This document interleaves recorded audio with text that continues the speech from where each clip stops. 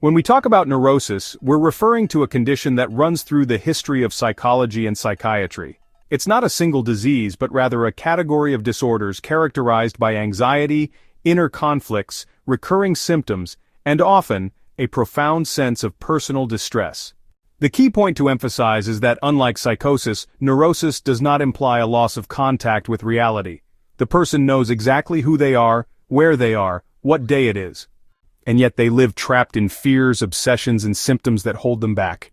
The term was introduced in the 18th century by the Scottish physician William Cullen, who used neurosis to describe a series of nervous disorders without observable organic lesions. In the 20th century, Sigmund Freud gave the term a new meaning. Neurosis became the result of unconscious conflicts between drives, desires, and the restrictions imposed by the superego and by society. Symptoms such as phobias, obsessions, or hysterical paralysis were interpreted as symbolic compromises, indirect manifestations of repressed psychic tensions. Over time, the term evolved. In modern psychiatry, it has been replaced by more specific diagnoses like generalized anxiety disorder, obsessive-compulsive disorder, and phobic disorders. Yet it remains a living concept in clinical psychology and in common culture. From a professional perspective, neurosis can be summarized as awareness of the symptom, where the person knows their fears are irrational or excessive but cannot control them. Anxiety and anguish are constant elements, appearing as inner tension, chronic worry, or sudden fears. So, psychosomatic symptoms can show up as pain palpitations or even gastrointestinal disorders that don't have any clear medical cause.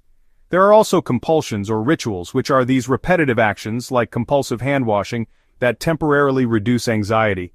And, there's often this inner conflict, a real tension between what someone desires and what they feel they ought to do, between instinct and rules, or between what they want and what they fear. According to the psychoanalytic tradition, neuroses were actually divided into several types. There's anxiety neurosis, which is characterized by this sort of generalized fear, panic attacks, and just constant apprehension. Then, phobic neurosis involves an intense and irrational fear that's linked to specific objects or situations, like, say, closed spaces or certain animals. Obsessive-compulsive neurosis is another type, where intrusive thoughts and ritualistic actions are used to try to reduce anxiety. And finally, there's hysterical neurosis, which shows up as physical symptoms, like paralysis, blindness, or convulsions, without any organic cause, as an expression of unconscious conflicts. These days, in contemporary psychiatry, like in the DSM-5 or ICD-11, the term neurosis has actually been abandoned because it's considered too generic. Still, the concept is pretty useful in clinical psychology as kind of an interpretive framework.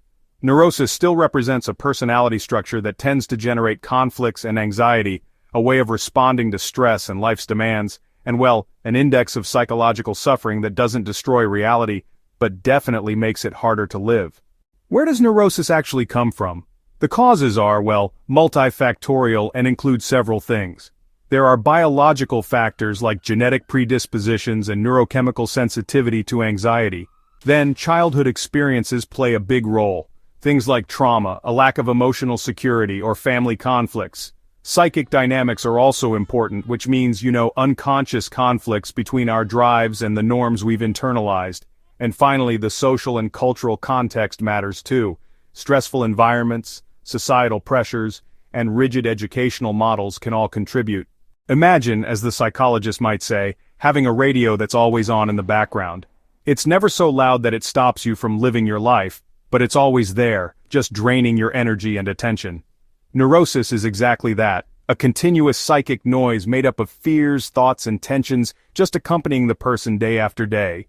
When it comes to treatment, there are a few options. Psychotherapy, whether that's cognitive behavioral, psychoanalytic, or humanistic, is aimed at reducing symptoms, processing conflicts, and developing coping strategies. Pharmacotherapy, like anxiolytics or antidepressants, can be used in more severe cases to help control anxiety. And then, psychoeducation and mindfulness are also really valuable tools to help people recognize their mental mechanisms and develop self-regulation.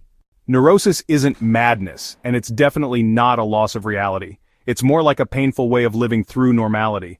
It's a testimony to how the human mind can function and at the same time, fight against itself.